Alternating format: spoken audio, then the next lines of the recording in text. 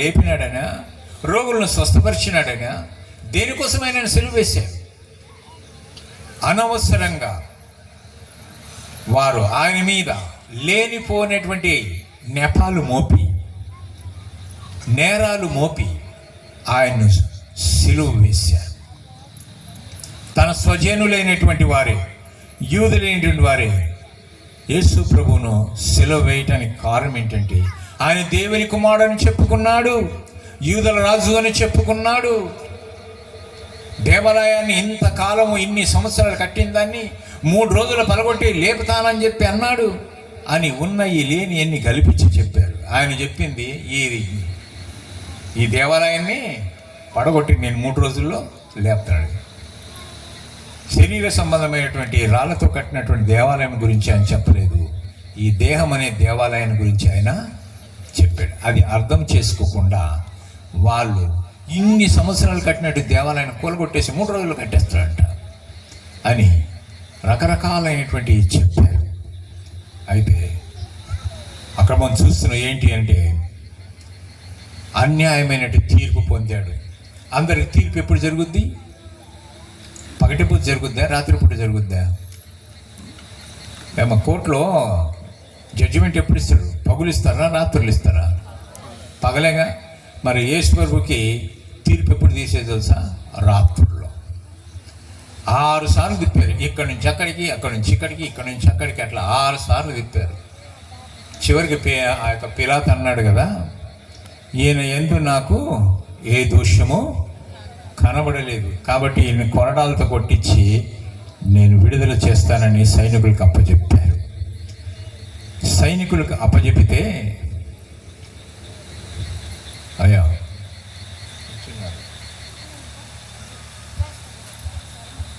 యేసు ప్రభు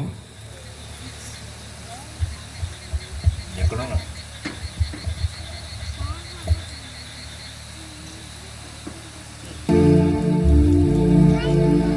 యేసు ప్రభు వారు 6.5 అడుగులు ఉంటాడు. కుర్చీ ఉంటాయండి, ఒక కుర్చీ తీసుకోండి, కుర్చీ బైక్ రైడ్ జరిపేసి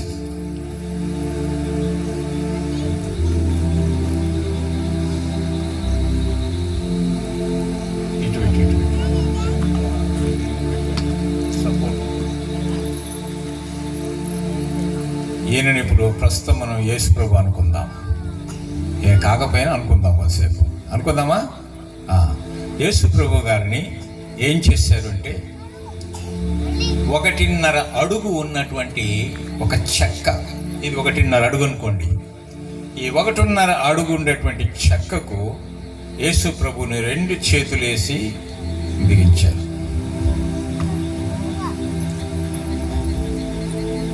ఇలాగ ఉండాలి. ఇలాగ ఉన్నప్పుడు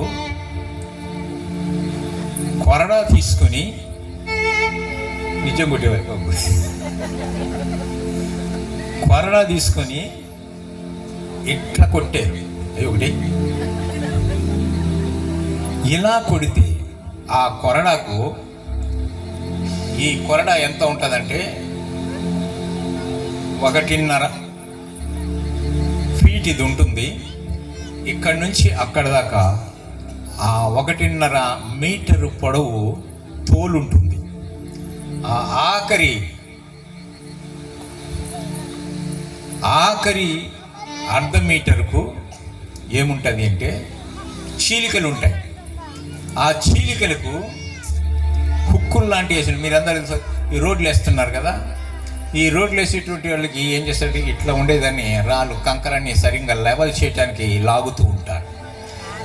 చేపలు పట్టడానికి కొక్కేలు ఉంటాయి కదా, చేపలు పట్టడానికి గాలం, అటువంటివన్నీ కూడా అటువంటి దాన్ని కూడా సీసం కలిపినవి, రాయి కలిపినవి, గాజులు కలిపినటువంటి వాటి ఆ పీకలకు ఉంటే ఆయన ఉంటే ఇప్పుడు ఎలా కొడతారు చూడండి. వదబై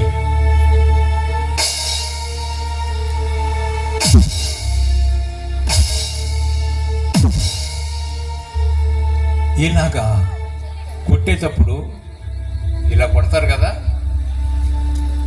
ఇలా కొట్టిన తర్వాత ఇలా ఇలా ఇలా ఇలా తిప్పి ఇట్ట లాగేస్తారు. అంటే దానికి ఉన్నటువంటి ఆ కొక్కులు లాంటివి ఈ శరీరంలో ఇట్లా దూసుకుపోయి వాళ్ళు తిప్పినప్పుడు ఇట్లా అయిపోయి ఇట్లా లాగేస్తారు. అంటే ఈ శరీరంలో ఉండేటువంటి కండలు, ఆ శరీరం ఉండే రక్తము సమస్తం కూడా అట్లా ఆ పక్క ఒక వ్యక్తి, ఈ పక్క ఒక వ్యక్తి, ఇద్దరు వ్యక్తులు ఇటు పెట్టి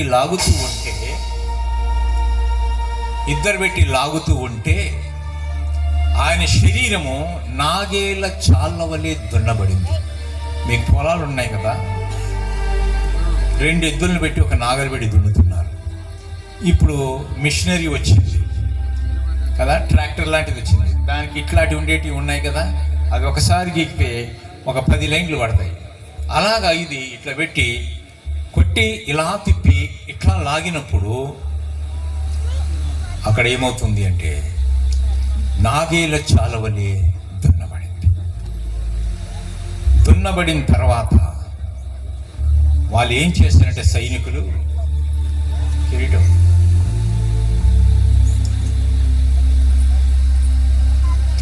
ఇటువంటి దాన్ని, అంటే ఇది యుఫోర్బియా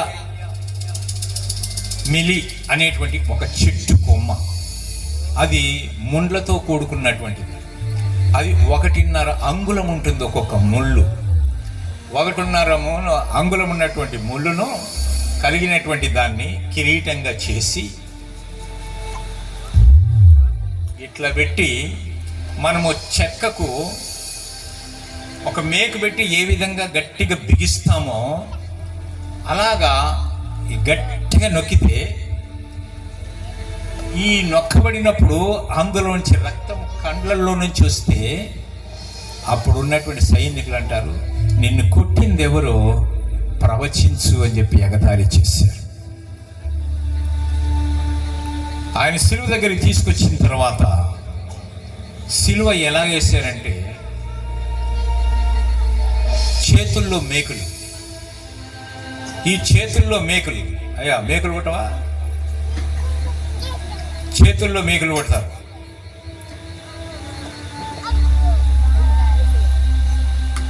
ఈ చేతులు చూసారు, అట్లా ఒక్కొక్క మేకు లోపలికి దిగుతూ ఉంది. అది దిగినప్పుడు ఆ మేకు ఎంత పొడుగు ఉంటుందంటే 5 అంగుళాలు ఉంటుంది. ఎంత పొడవు అండి? 5 అంగుళాలు. 2 కాళ్ళు అలా పెట్టి 11 అంగుళాల మేకుతో లోపలికి దిగొడతారు. ఎందుకు ఇలాగా వంచాల్సి వస్తుంది అంటే, ఇలాగ ఉంటే ఆయన కొంతసేపు ఆ బాధను భరించాలి. అది మామూలుగా కాళ్ళు కింద ఉన్నటువంటి చెక్కను తీసేశారనుకోండి, కింద చెక్క పెట్టారు కదా, ఆ చెక్కను తీసేశారనుకోండి, చేతులు చీలిపోయి కింద పడి చచ్చిపోతాడు. అలా చచ్చిపోకుండా చిత్రహింసలు పడే విధంగా ఆడ చెక్క కొట్టి ఈ విధంగా మనిషిని నిలబెట్టి